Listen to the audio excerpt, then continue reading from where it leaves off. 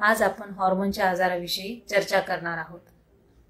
आपल्या शरीरामध्ये नाकाच्या पाठीमागे मेंदूमध्ये वाटाण्या एवढी ग्रंथी असते ज्याला आपण पिट्युटरी ग्रंथी म्हणतो।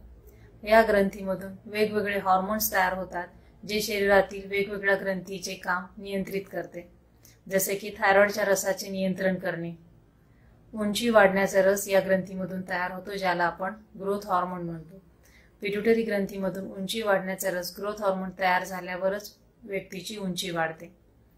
या ग्रंथीमध्ये वयात येण्याचा रस तयार होतो ज्यामुळे मुलांचे किंवा मुलींचे योग्य वेळी वयात येण्याचे होते। तसंच या ग्रंथीमधून अँटी डाययुरेटिक हार्मोन EDH तयार होतो जो लघवीचे प्रमाण नियंत्रित करतो। कधी कधी ह्या पिट्युटरी ग्रंथीची गाठ होते ज्यामधून काही हार्मोन गरज नसताना जास्त प्रमाणामध्ये तयार होतात। पहिला हार्मोन म्हणजे प्रोलॅक्टिन। पिट्युटरी ग्रंथीमध्ये प्रोलॅक्टिनचा हार्मोन तयार करणारी गाठ झाली तर स्त्रियांमध्ये पाळीमध्ये अनियमितता येते, अवेळी गरज नसताना छातीतून दूध तयार होते आणि बऱ्याच वेळा या प्रोलॅक्टिनचा रस वाढल्यामुळे वंध्यत्व येते। जसं स्त्रियांमध्ये प्रॉब्लेम होतात तसंच प्रोलॅक्टिन तयार करणारी गाठ जर पुरुषांमध्ये तयार झाली तर स्तनाची वाढ होते, शुक्राणूचे प्रमाण कमी होते, वयात येण्याची गोष्ट योग्य वेळी होत नाही आणि वंध्यत्व येते। या पिट्युटरी ग्रंथीमधून प्रोलॅक्टिन तयार करणाऱ्या गाठीचे योग्य वेळी निदान केले तर आपल्याला तो पूर्णपणे बरा करू शकतो। प्रत्येक वेळी त्यामुळे जर छातीमधून अवेळी दूध येत असेल, पुरुषांमध्ये स्तनाची वाढ होत असेल किंवा वंध्यत्व असेल, अशा व्यक्तींमध्ये प्रोलॅक्टिनच्या रसाची तपासणी करणे आणि प्रोलॅक्टिन तयार होणारी पिट्युटरी ग्रंथीची गाठ आहे का याचे निदान करणे आवश्यक आहे। प्रोलॅक्टिन हा झाला एक रस। पिट्युटरी ग्रंथीमधून दुसरा रस तयार होतो ज्याला आपण म्हणतो कॉर्टिसॉलचा रस किंवा ग्रोथ हार्मोनचा रस, उंची वाढण्याचा रस। कधी कधी कॉर्टिसॉल आणि ग्रोथ हार्मोन तयार करणारी पिट्युटरी ग्रंथीची गाठ झाली तर व्यक्तीचे अचानकपणे वजन वाढते। अगदी 3-4 महिन्यामध्ये 10 किलो वजन वाढले, झपाट्याने वजन वाढणे किंवा लवकर वयामध्ये मधुमेह होणे, बीपीचा त्रास होणे, हेही पिट्युटरी ग्रंथीमध्ये हार्मोन तयार करणाऱ्या गाठीमुळे होते।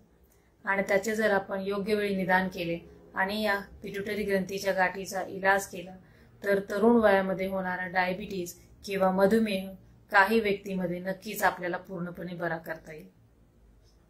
जसं थायरॉइडच्या ग्रंथीमध्ये रस वाढण्याच्या जसे पिट्युटरी ग्रंथीमधून रस वाढण्याचा आजार असतात तसेच कधी कधी ह्या पिट्युटरी ग्रंथीमधून रस कमी होण्याचे आजार असतात।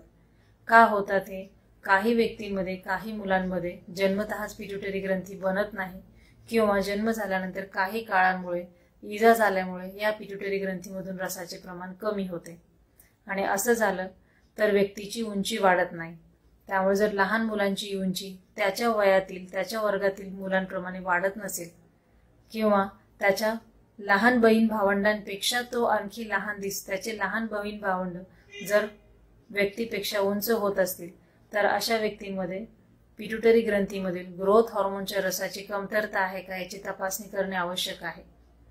आणि जर उंची वाढत नसलेल्या व्यक्तीमध्ये ग्रोथ हार्मोनची तपासणी केली आणि त्याचा योग्य तो इलाज केला म्हणजेच ग्रोथ हार्मोनचे इंजेक्शन दिले तर अशा मुलांची उंची आपल्याला वाढवता येते।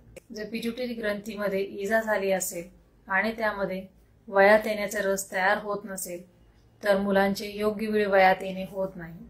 त्यामुळे मुलगा किंवा मुलगी यांचे 14 वर्ष पूर्ण झाल्यानंतर देखील वयात येण्याची प्रक्रिया झाली नसेल तर अशा व्यक्तींमध्ये हार्मोनची तपासणी करणे आवश्यक आहे आणि या तपासणीमध्ये जर हार्मोनची कमतरता आहे असे वाटले तर त्यांचे योग्य तो इलाज करून वयात येण्याची प्रक्रिया आपल्याला सुरू करता येते।